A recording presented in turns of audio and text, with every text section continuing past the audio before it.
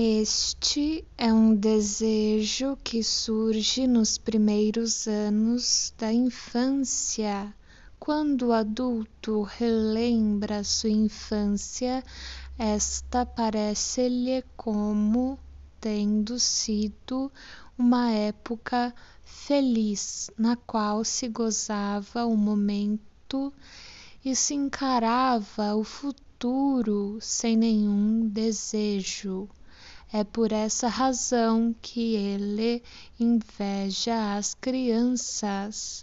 No entanto, se as próprias crianças nos pudessem contar a sua história nessa época, elas provavelmente o fariam de modo diferente.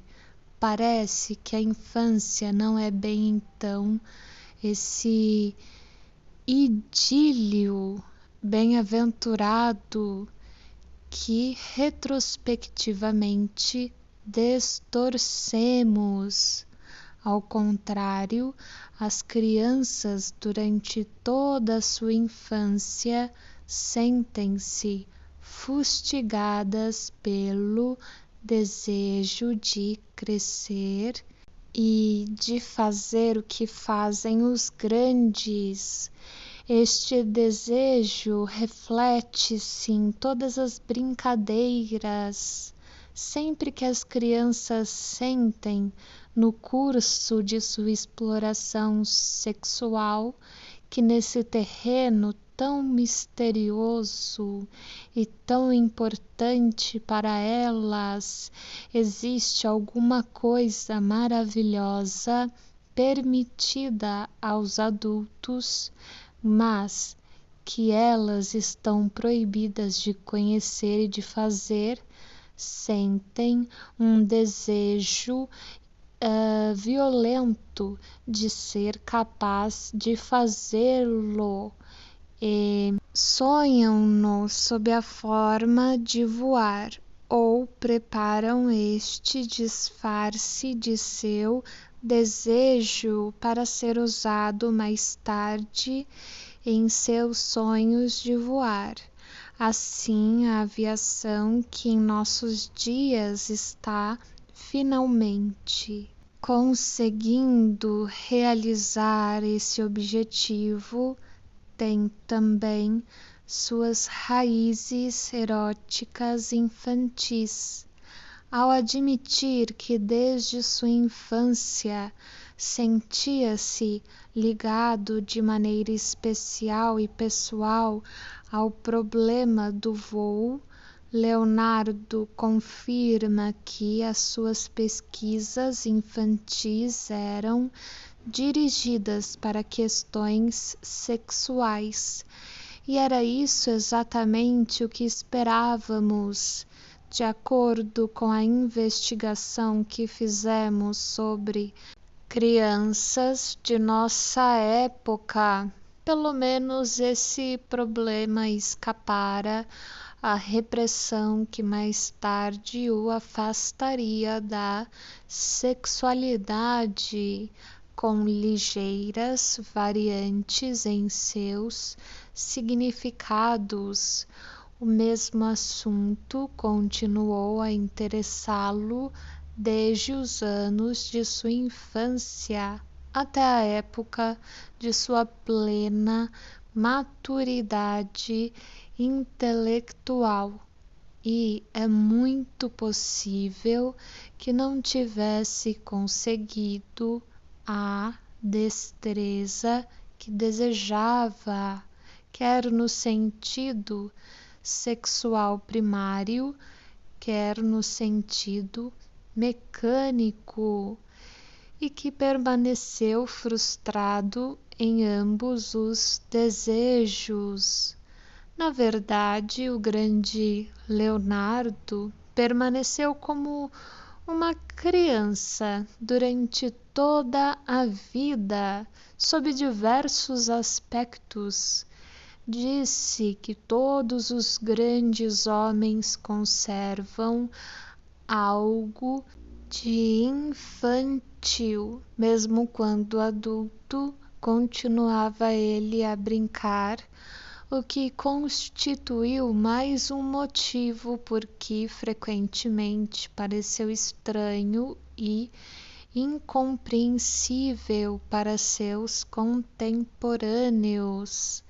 A nós não satisfaz, porém, saber que construíra os mais complicados brinquedos mecânicos que exibia em festejos da corte e recepções cerimoniosas, pois relutamos em conceber o artista usando seu talento em coisas tão sem importância.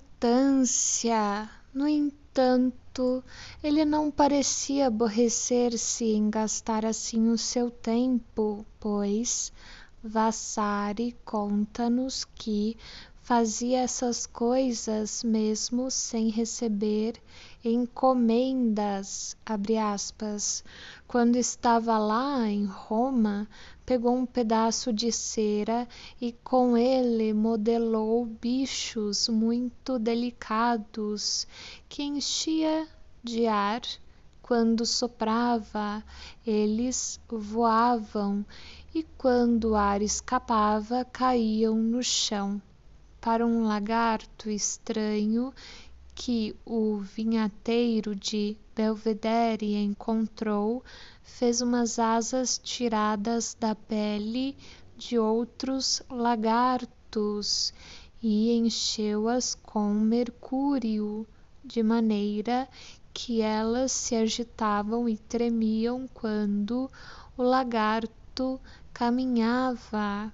Em seguida fez-lhes uns olhos, uma barba e chifres, domesticou-o e o guardou numa caixa, para com ele assustar todos os seus amigos. Tais habilidades muitas vezes serviam para exprimir pensamentos mais sérios, abre aspas. Algumas vezes limpava o intestino de um carneiro tão cuidadosamente que poderiam depois caber na concha de sua mão. Levava-os então para um grande quarto, ajustava-os a um fole de ferreiro situado numa sala contígua e os enchia a ponto de virem a ocupar a sala inteira, assim forçando as pessoas que lá estavam a se refugiarem num canto. Dessa forma, ele mostrava como se tornavam transparentes à medida que se enchiam de ar, e pelo fato de que a princípio eles ocupavam pouco espaço e que gradualmente espalhavam-se pela sala inteira, ele os comparava ao gênio, fecha aspas. O mesmo prazer brincalhão de esconder coisas, fazendo-as depois reaparecer sob os mais engenhosos disfarces, encontra-se em duas fábulas e adivinhações. Estas últimas eram feitas sob a forma de profecias. Quase todas eram ricas em ideias, mas notoriamente desprovidas de espirituosidade. Os jogos e brincadeiras com que Leonardo ocupava sua imaginação, em alguns casos, levaram seus biógrafos que não lhe compreendiam este lado do caráter a interpretá-lo erroneamente. Nos manuscritos milaneses de Leonardo, existe, por exemplo, alguns rascunhos de cartas para o, abre aspas, Diodário de Sório, entre parênteses, Síria, vice-rei do Sagrado Sultão da Babilônia, nas quais Leonardo se apresenta como sendo um engenheiro enviado àquelas regiões orientais para a execução de determinados trabalhos. Nelas defende-se da acusação de preguiça, fornece algumas descrições geográficas de cidades e montanhas e conclui com um relato de um fenômeno da natureza que teria acontecido quando lá se encontrava. Em 1883, J.P. Richter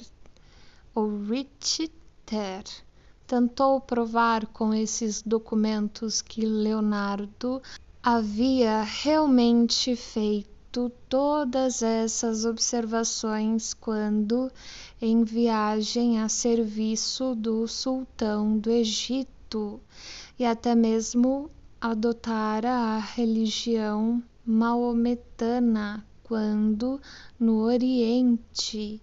Segundo ele, a vista deu-se antes de 1843, travessão, isto é, antes de ter se instalado na corte do Duque de Milão.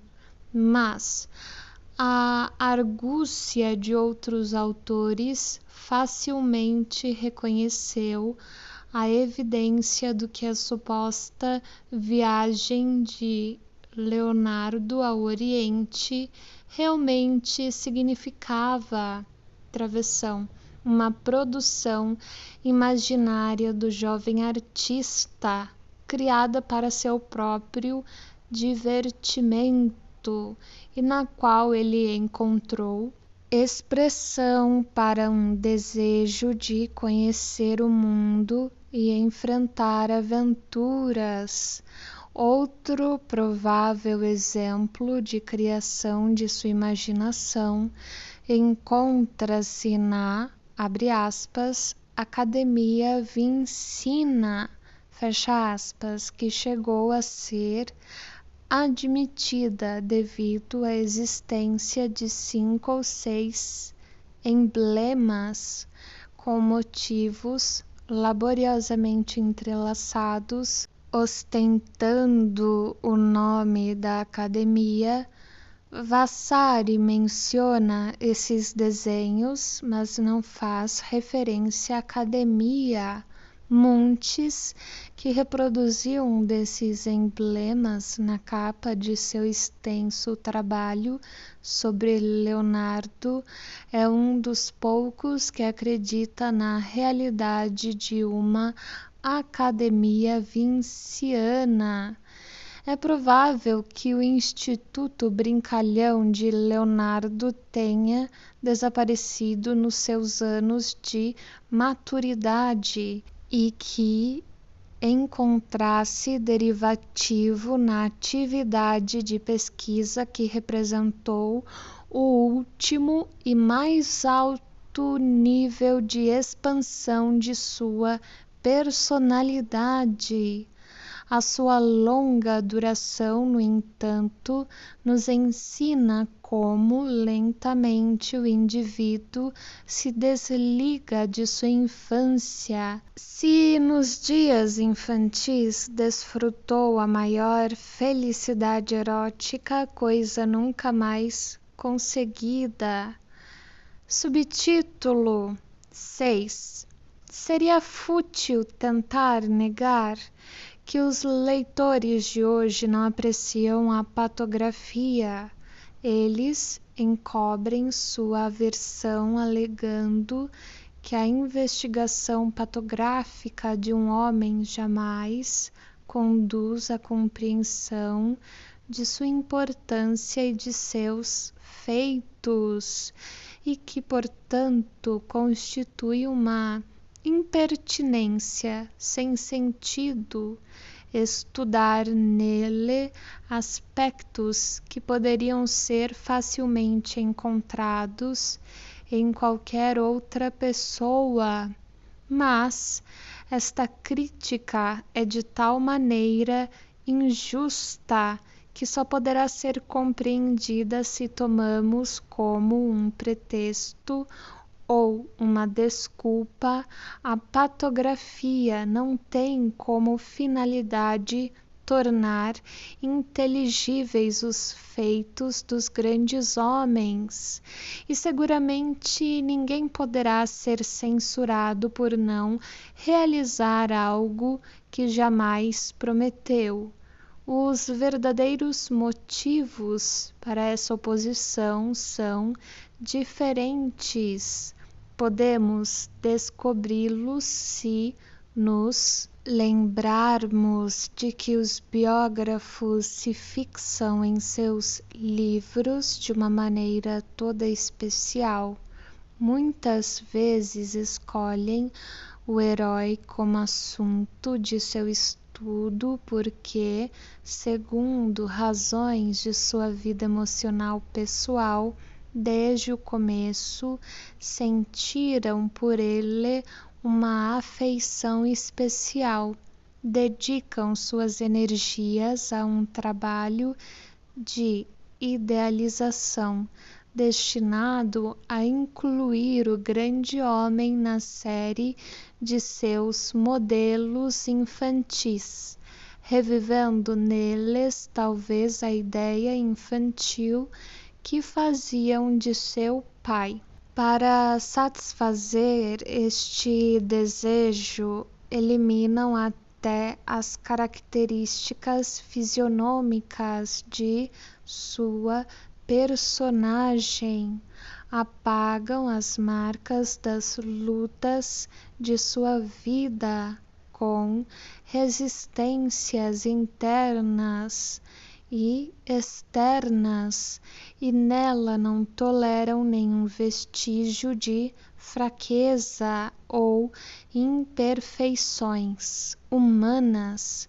Apresentam-nos assim uma figura ideal, fria, estranha, em vez de uma pessoa humana com a qual nos pudéssemos sentir remotamente relacionados, isto é, lastimável, pois assim sacrificam a verdade em benefício de uma ilusão, e por causa de suas fantasias infantis abandonam a oportunidade de penetrar nos mais fascinantes segredos da natureza humana. O próprio Leonardo, com seu amor à verdade e sua sede de conhecimento, não desencorajaria qualquer tentativa de descobrir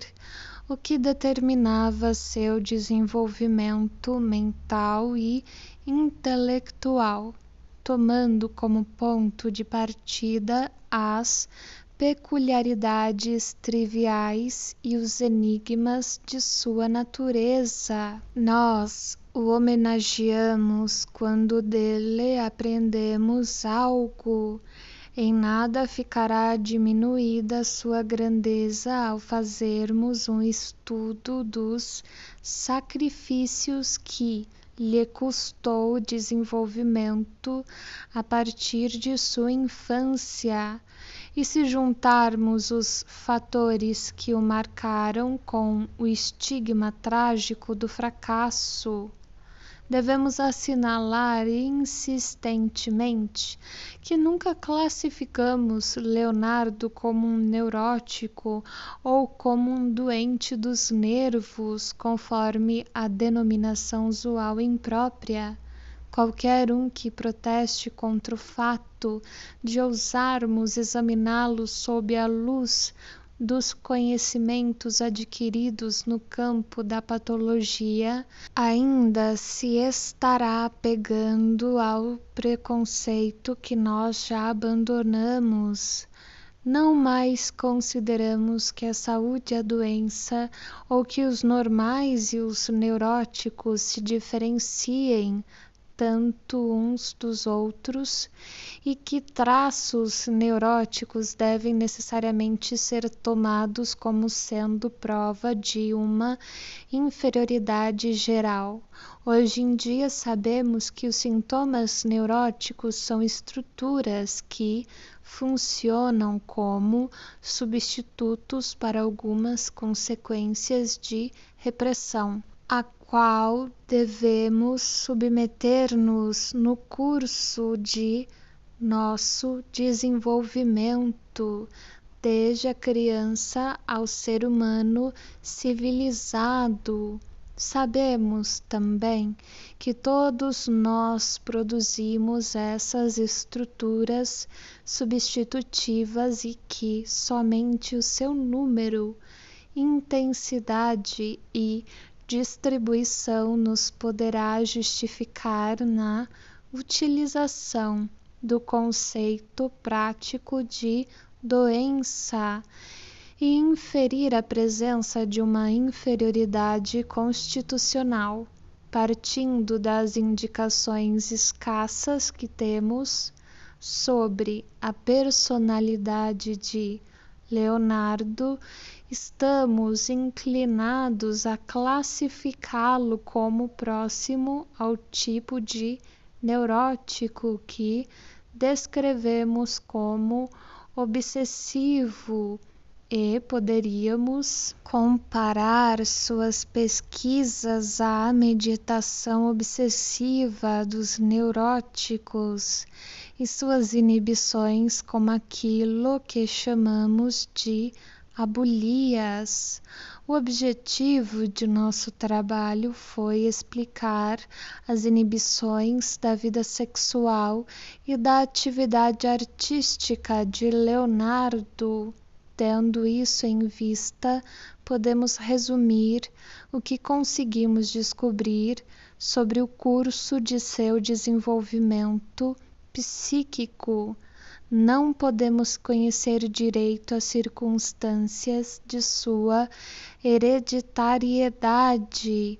Verificamos, por outro lado, que as circunstâncias acidentais de sua infância tiveram sobre ele um efeito profundo e perturbador. A sua origem ilegítima privou-o da influência do pai, talvez até os 5 anos, e deixou-o entregue à carinhosa sedução de uma mãe para quem ele talvez fosse o único consolo.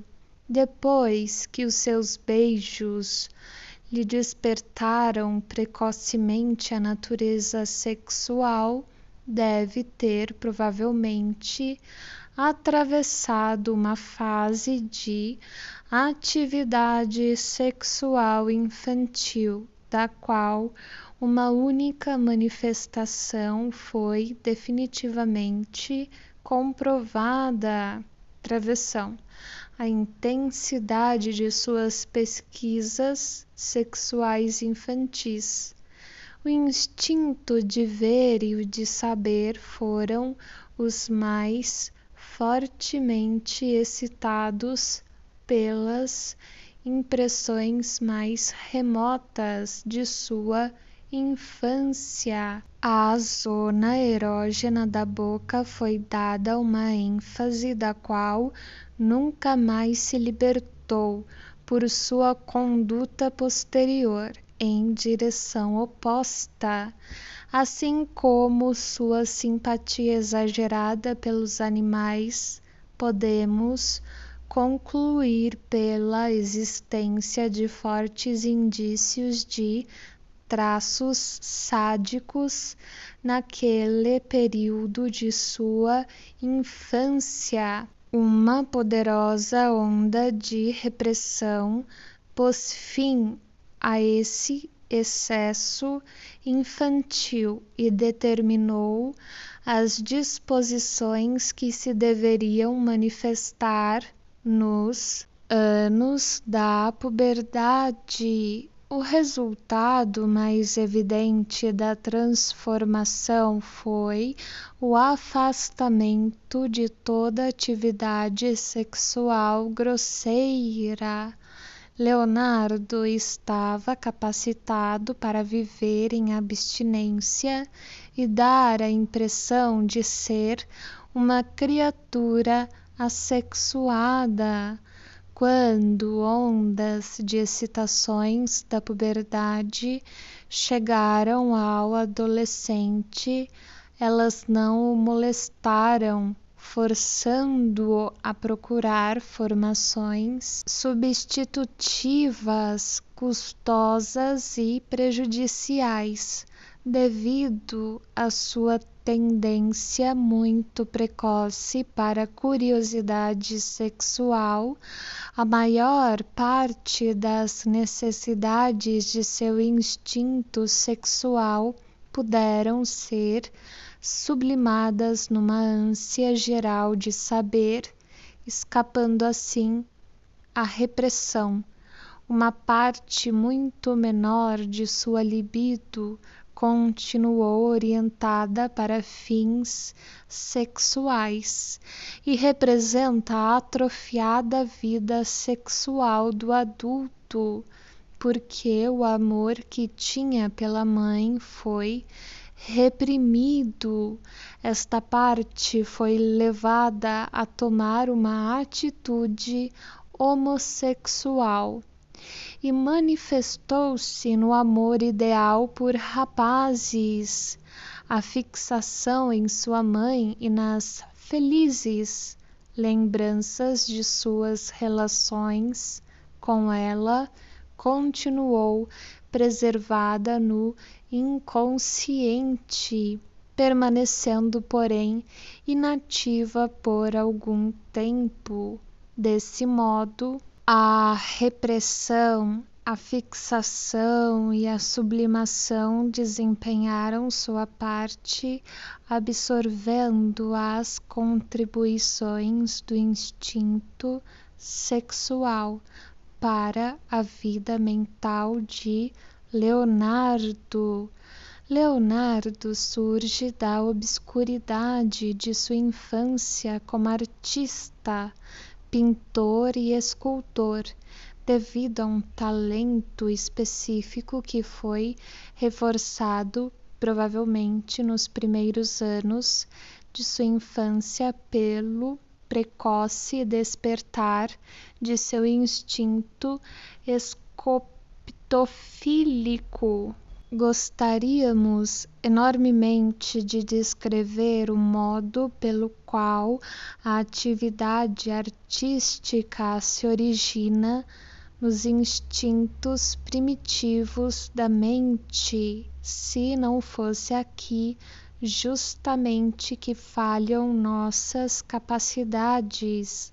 Devemos contentar-nos em enfatizar o fato de que dificilmente se pode duvidar, travessão, de que a criação do artista proporciona também uma válvula de escape para seu desejo sexual. E no caso de Leonardo, podemos ver, segundo a informação de Vasari, que cabeças de mulheres sorridentes e de lindos rapazes, em outras palavras, a representação de seus objetos sexuais, travessão, eram frequentes em suas primeiras tentativas artísticas.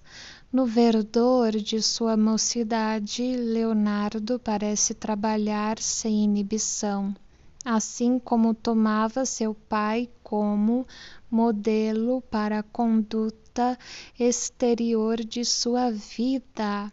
Também atravessou um período de masculina força criadora e produção artística quando um destino feliz o fez encontrar em Milão um pai substituto na figura do Duque Ludovico Moro, mas logo encontramos a confirmação de nossa experiência, isto é, que a repressão quase total de uma vida sexual real não oferece as condições mais favoráveis para o exercício das tendências sexuais sublimadas.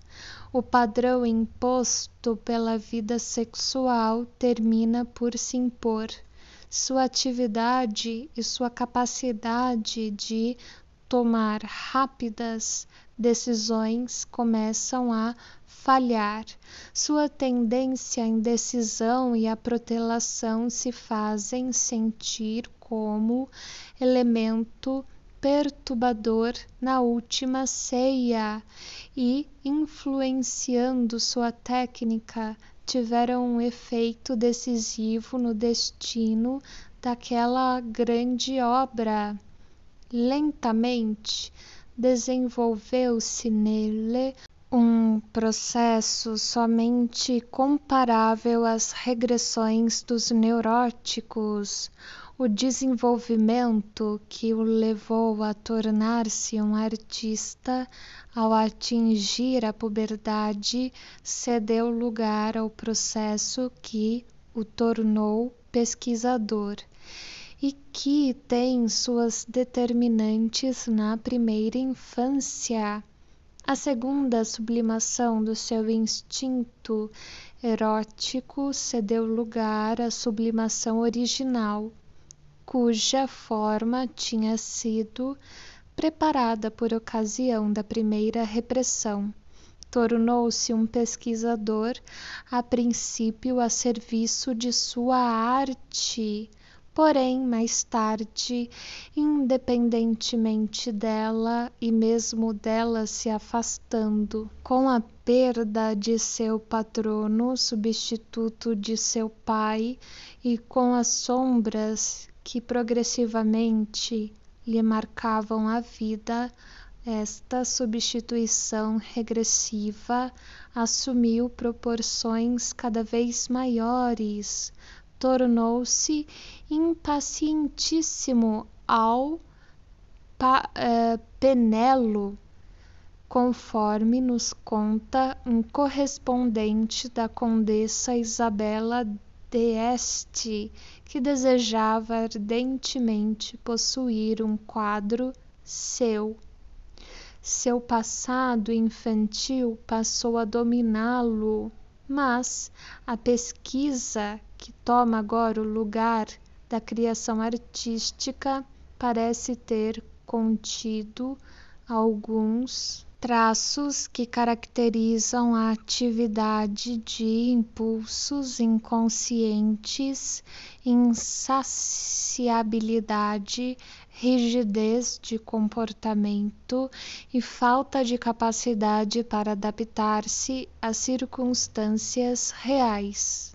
Ao atingir o ápice de sua vida, quando ingressava na casa dos 50, travessão, época em que as características sexuais das mulheres já sofreram a involução, enquanto nos homens a libido com frequência apresenta um enérgico surto. Travessão, sofreu ele uma nova transformação. Camadas ainda mais profundas de seu conteúdo anímico tornaram-se mais uma vez ativas, mas esta nova regressão veio beneficiar a sua arte, que se encontrava num processo de atrofiamento. Encontrou a mulher que lhe despertou a lembrança do sorriso feliz e sensual de sua mãe e, influenciado por esta lembrança reaguçada, voltou a encontrar o estímulo que o guiava no princípio de suas tentativas artísticas, na época em que retratou mulheres sorridentes. Pintou a Mona Lisa, a Santiana com 2 outros e a série de retratos misteriosos caracterizados pelo sorriso enigmático. Com a ajuda do mais antigo de todos os seus impulsos eróticos, goza o triunfo de uma vez mais dominar a inibição na sua arte.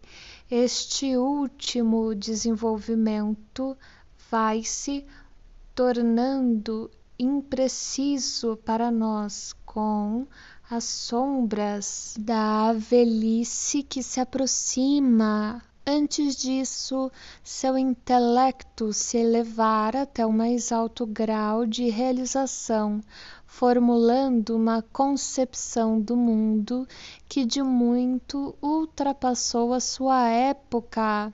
Nos capítulos anteriores, já mostrei o que pode justificar este retrato do curso do desenvolvimento de Leonardo Travessão, propondo estas subdivisões de sua vida e explicando dessa forma sua vacilação entre a arte e a ciência.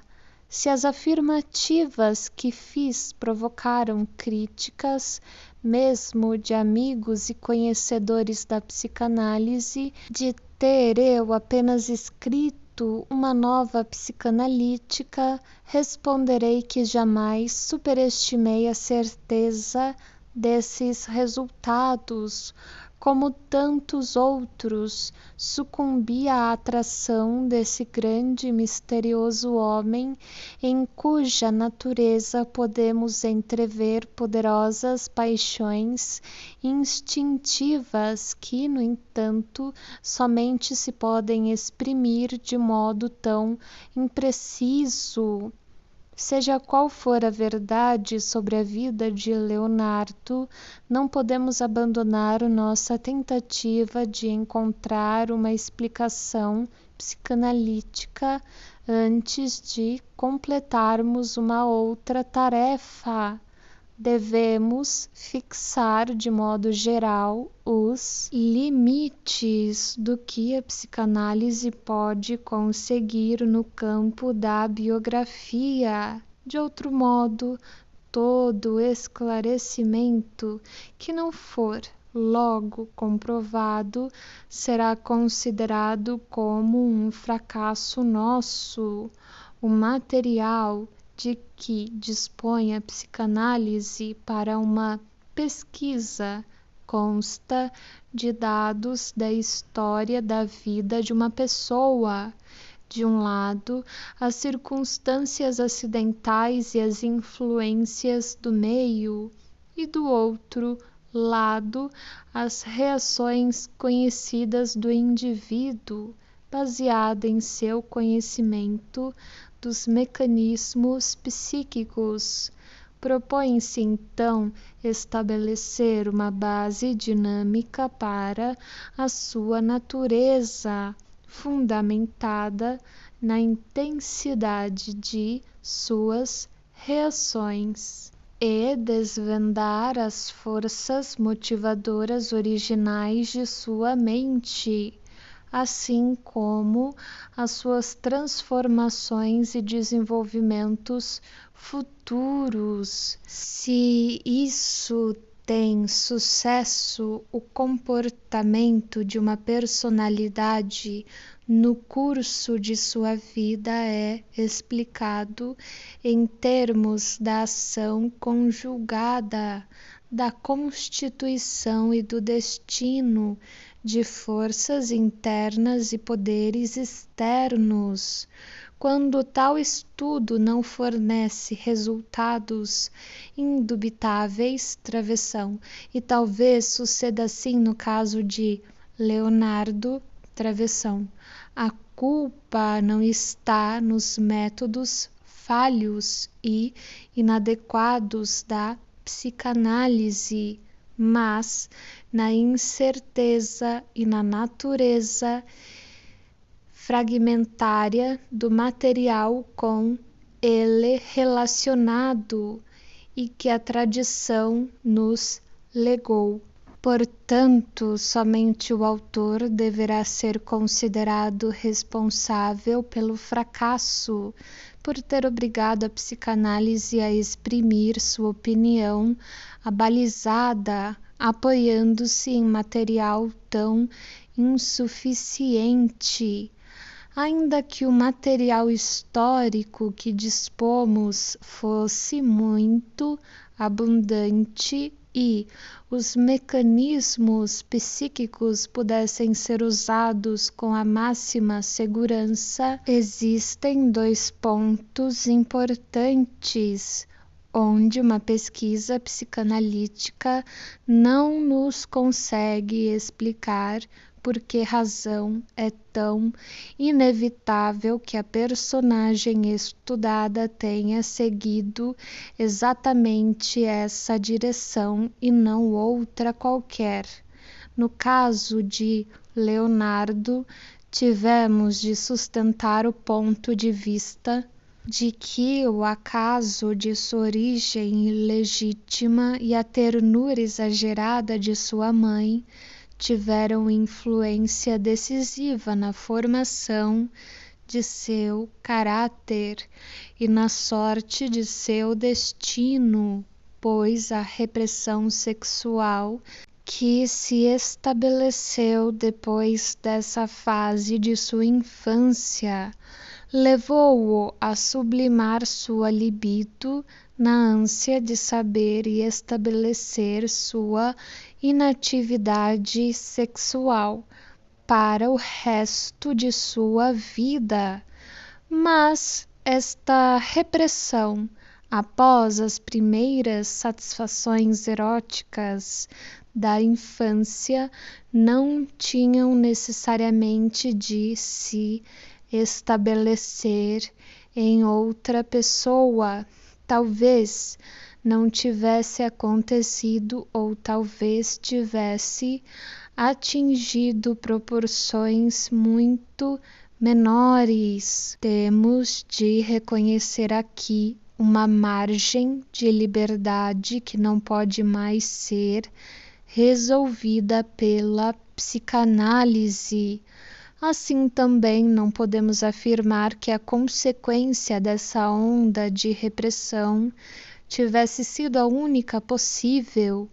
É provável que uma outra pessoa não tivesse conseguido livrar da repressão a maior parte da sua libido, sublimando-a numa sede de conhecimentos sob as mesmas influências, teria sofrido perturbação permanente de sua atividade intelectual ou adquirido uma disposição incoercível para a neurose obsessiva.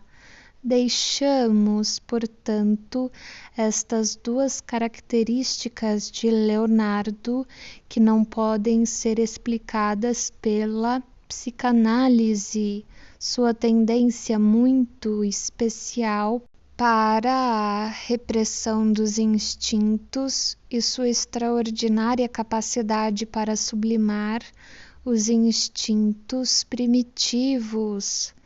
Os instintos e suas transformações constituem o limite do que a psicanálise pode discernir. Daí em diante, cede lugar à investigação da biologia, somos obrigados a procurar a fonte da tendência à repressão e a capacidade para a sublimação nos fundamentos orgânicos do caráter, sobre o qual se vem erigir posteriormente a estrutura mental, já que o talento artístico e a capacidade estão intimamente ligados à sublimação. Temos de admitir que a natureza da função artística também não pode ser explicada através da psicanálise. A tendência da pesquisa biológica, hoje em dia, é explicar as principais características orgânicas de uma pessoa, como o resultado da mistura das disposições masculinas e femininas, baseada em substâncias químicas. A beleza física de Leonardo e o fato de ser canhoto poderão ser mencionadas em apoio a este ponto de vista. Não abandonaremos, no entanto, o campo da pesquisa puramente psicológica.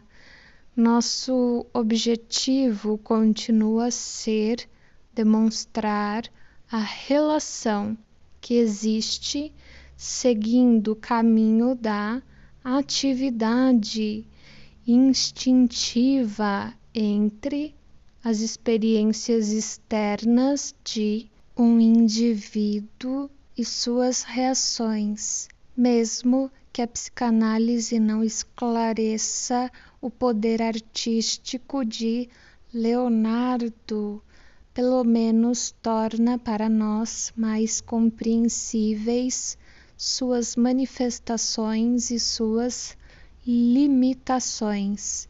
Parece, em todo caso, que somente um homem que tivesse passado pelas experiências infantis de Leonardo poderia ter pintado a Mona Lisa e a Santiana ter acarretado um destino tão melancólico para suas obras e ter embarcado numa carreira tão extraordinária de cientista, como se a chave para todas as suas realizações e fracassos estivessem escondida na sua fantasia infantil sobre o abutre. Mas será que não devemos fazer objeções aos achados de uma investigação que atribui a circunstâncias acidentais referentes à sua constelação parental uma influência tão decisiva no destino de uma pessoa? O que, por exemplo, fez com que o destino de Leonardo viesse a depender de sua origem ilegítima e da esterilidade de sua primeira madrasta, Dona Albiera? Creio que ninguém terá o direito de fazê-lo. Se considerarmos que o acaso não pode determinar nosso destino, será apenas um retorno ao ponto de vista religioso sobre o universo que o próprio Leonardo estava a ponto de superar quando escreveu que o Sol não se move. Sentimos-nos naturalmente decepcionados por ver que um Deus justo e uma providência bondosa não nos protegem melhor contra tais influências durante o período mais vulnerável de nossas vidas. Ao mesmo tempo, estamos sempre demasiadamente prontos a esquecer que, de fato, fato, o que influi em nossa vida é sempre o acaso, desde nossa gênese, a partir do encontro de um espermatozoide com um óvulo, travessão. Acaso que, no entanto, participa das leis e necessidades da natureza, faltando-lhe apenas qualquer ligação com nossos desejos e ilusões. A distribuição dos fatores determinantes de nossa vida entre as necessidades de nossa constituição e o acaso de nossa infância pode ser ainda incerta em seus detalhes, mas não será mais possível duvidar precisamente da importância dos primeiros anos de nossa infância. Nós todos ainda sentimos muito pouco respeito pela natureza que, abre parênteses, nas palavras obscuras de Leonardo que lembram o Hamlet, fecha parênteses e abre aspas, está cheia de inúmeras razões, entre colchetes, ragioni, que nunca penetram a experiência, fecha aspas. Cada um de nós, seres humanos, corresponde a uma dessas inúmeras experimentações por meio das quais as ragioni da natureza são compelidas a compartilhar a experiência